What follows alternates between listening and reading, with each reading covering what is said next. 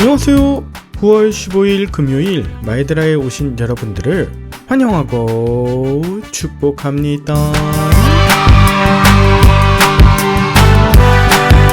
제가 대상포진이 걸리고 수포가 생겼다가 터지기를 반복하는데요. 조금 좋아졌다 싶다가도 또 조금만 무리하고 피곤하면 바로 물집이 생겨서 잠을 잘 수가 없게 되네요. 아무래도 한 주 정도는 쉬어야 하지 않을까 싶어요. 사실 다음 주는 특별한 스케줄이 많았는데 이것도 몸 생각해서 대부분 취소하거나 조절해야 할 것 같고요. 모쪼록 면역력이 많이 약해졌다면서 위로와 격려, 좋은 것들 보내주시는 분들이 있으세요. 참 감사드리고요. 빨리 회복하도록 하겠습니다. 그럼 오늘도 힘차게 마이드라를 시작해 보도록 할까요? 자, 출발!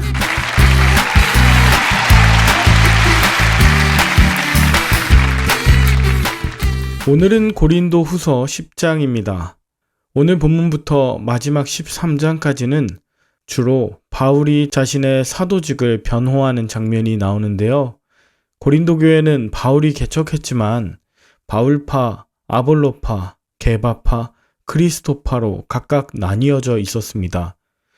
이것을 쉽게 말하면 바울을 지지하는 그룹은 고린도 교회의 4분의 1일 뿐이고 나머지 4분의 3은 바울을 싫어했다고 볼 수 있는데요. 그 이유가 무엇인가요? 그것은 우리가 고린도 전후서를 통해 계속해서 살펴보았듯이 바울의 단호하고 강경한 태도에서 살펴볼 수 있습니다. 오늘 본문 1절도 너희를 대면하면 유순하고 떠나 있으면 너희에 대하여 담대한 나 바울은 이라고 합니다. 얼굴을 마주하고 같이 있을 때는 부드럽지만 떠나서 편지할 때는 굉장히 강경하고 담대하다고 한 고린도 교인들의 태도를 엿볼 수 있는데요. 바울은 이에 자신이 고린도 성도들에게 부드럽게 대할 일만 있길 바라지만 육신에 속하여 육신의 가치로 바울과 싸우고자 하는 자들에게는 담대하게 할 것이라고 말합니다. 이 능력은 육신에 속한 지식이 아닌 영적인 능력이자 모든 견고한 것을 무너뜨리고 궤변을 무찌르며 교만은 쳐부수고 모든 생각을 사로잡는 하나님의 말씀입니다. 말씀은 내게 위로하는 부드러운 말씀일 때가 있는가 하면 내 육신적인 것을 부수고 모든 것을 쪼개는 하나님의 능력이 있습니다. 말씀이 부담스럽고 나를 찌르는 듯한 순간이 있으십니까? 하나님의 말씀이 우리의 육체를 새롭게 하시는 것임을 잊지 마시고 그럴 때마다 진정 나를 돌아보시고 새롭게 변화하시는 그런 시간 되실 수 있기를 간절히 바랍니다. 자, 하나님의 말씀으로 강경한 태도를 취했을 때 이것을 빌미로 사도직을 부정하려는 자가 있었다 한다면 이제 7절부터는 바울의 연약한 외모를 비난하는 내용이 나와요. 2세기경에 바울의 행적과 데클라라고 하는 외경이 있는데요. 거기에는 바울이 키가 작고 코가 크고 머리가 벗겨졌다고 말하는 기록이 있습니다. 물론 이것은 당시 바울을 높이기 위한 표현이라 하는 해석도 있지만 적어도 오늘 본문에서 바울의 이런 외모가 그의 사역에 긍정적인 역할을 한 것으로 보이지 않습니다. 게다가 바울의 외모에 대한 이야기는 바울이 가진 육체의 가시, 즉 질병에 관한 것임을 알 수 있게 하는데요. 바울에게 있는 질병이 무엇이었는지는 정확히 알 수는 없지만 많은 신학자들은 바울이 회심 당시 강렬한 빛에 노출되어 3일간 보지 못한 이후 눈의 시력을 잃고 안질이 생겼다고 말합니다. 이 외에도 만성 두통, 발작하는 간질, 담석증, 나병, 난청, 또 치아 질환까지 다양한 바울의 질병에 대한 가능성이 나오는데요. 그의 생김새와 질병에 노출된 육체는 수많은 사람들에게 공격의 빌미를 제공한 것입니다.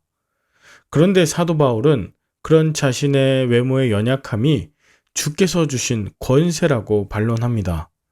그리고 오히려 자신의 여러 약한 것에 대하여 자랑한다고 내가 약한 그때에 주님이 강하심을 고백합니다. 바울은 8절에서 주께서 주신 권세, 즉 자신의 연약함은 너희를 무너뜨리려고 하신 것이 아니라 세우려고 하신 것이라고 말해요. 즉, 내게 있는 연약함은 나를 무너뜨리는 것이 아니라 우리를 교만한 자리로 이끌지 않고 더욱 주님을 붙들게 하는 하나님의 능력이 됨을 말하는 것이죠. 자신의 연약함을 모르는 자는 12절에선 자기를 스스로 칭찬하는 자라고 표현하는데요. 자신의 한계와 능력을 부풀리는 교만한 자의 모습입니다. 이런 사람들은 자신이 정답이자 기준이라 여기기에 늘 남을 판단하고 비교합니다. 이것은 결국 비교의식과 열등감으로 살게 하기 때문에 자신에게도 만족하지 못하고 또 남에게는 공격적이거나 지나치게 의존적이 됩니다. 결국 하나님께는 감사하지 못하는 삶을 살게 되죠. 바울이 자신에게 또한 고린도 교인들에게 제시하는 규범이자 기준은 다른 것이 아닙니다. 그것은 주님이 칭찬하시는, 주님이 자랑하시는 자인가 아닌가 이것입니다. 하나님이 정해주신 범위, 즉 한계 안에서 작은 일이라 생각되더라도 나의 역할과 사명을 감수하느냐 그렇지 않느냐에 따라서 사도성이 증명되는 것이죠. 여러분, 농부가 열심히 땅을 갈아서 가을에 농작물을 얻는 것은 농부의 범위이자 사명입니다. 그러나 농부가 아무리 노력한다 해도 흙이나 비를 만들 수는 없습니다. 그것은 하나님의 영역이기 때문입니다. 만약 농부가 자신이 할 일을 하지 않으면서 흙이나 비가 없다고 하나님께 따진다면 그것은 농부의 범위와 한계를 벗어나는 일이겠죠. 또한 어떤 사람이 사는 지역이 암석으로 가득한 곳인데 그 사람이 하나님께 왜 내가 사는 곳엔 흙이 없냐고 하면서 따질 수 있지만 그 암석을 이용하여 집을 세우고 채석을 하고 그곳을 등산로처럼 가꾸는 자가 있다면 하나님께서 그 사람을 어떻게 보시겠습니까? 다른 사람이 해놓은 것에 대해 함부로 말하고 평가하고 비난하기는 쉬워도 사실 자신의 믿음의 실력으로 살아내는 건 너무나 어렵습니다. 남의 규범으로 이루어 놓은 것을 마치 내가 한 것처럼 착각하거나 하나님이 주시지 않은 것에 대해 불평하는 것은 진정 사도의 모습이 아니라는 것이죠. 바울은 자신의 사도직에 대해 말하면서 결국 하나님의 말씀을 의지하고 나의 약함을 자랑함과 동시에 주어진 환경 속에서 내게 맡기신 사명을 묵묵히 전하는 것, 그것이 사도인 것을 다시 한번 변호하면서 오늘의 본문을 마칩니다. 여러분은 오늘 본문을 통해 무엇을 느끼셨나요? 저는 말들아 준비를 포함하여 어떤 사역을 할 때 비난이나 지적을 들으면 참 속이 상했었습니다.